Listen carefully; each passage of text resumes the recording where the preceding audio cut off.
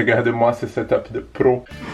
Ça change d'habitude, non? Ce que vous allez voir aujourd'hui, c'est des images que je fais de Paris et aussi les photos que j'ai prises avec la Kodak P3200 Max. C'est une pellicule très spéciale, elle est très sensible. Donc au moins, je suis sûr que mes photos vont pas sortir complètement noires. C'est une pellicule que j'ai la liberté de prendre des photos dans une lumière pas du tout idéale. C'est une pellicule noir et blanc et c'est la plus sensible que je trouvais. Je voudrais de la couleur, mais les plus sensibles que j'ai trouvé en couleur, c'est soit les CineStill 800T qui fait des images géniales, je crois que ça va être ma prochaine pellicule, soit les Portra 800 qui coûtent plus cher et ça a l'air moins amusant que les CineStill. Mais pourquoi aller à 800 quand on peut aller à 3200? Par contre, un truc cool que j'ai appris, enfin cool, c'est que mon appareil, il va que jusqu'à 1600. Donc je me suis informé pour comment régler cette situation. Dans ces recherches, j'ai connu le forum Analog sur Reddit et c'est un truc que je veux partager avec vous, c'est vraiment très cool. En gros, le forum consiste en que des photos. Les règles, c'est que ça doit être argentique et pas de Photoshop, je crois. Et on doit toujours mettre l'appareil photo et la pellicule. Donc c'est un endroit très cool pour trouver la prochaine pellicule qu'on va utiliser.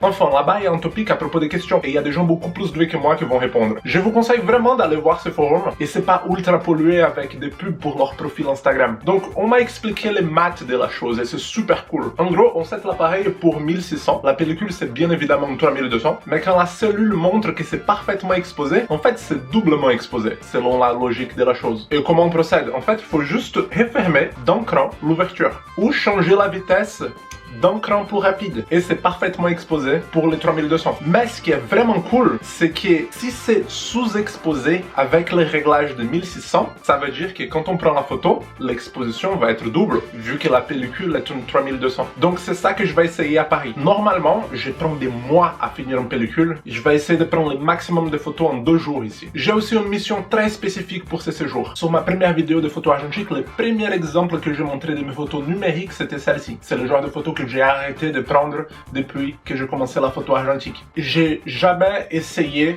une telle technique en argentique et c'est ce que je vais essayer ce soir. On va voir comment je vais m'en sortir.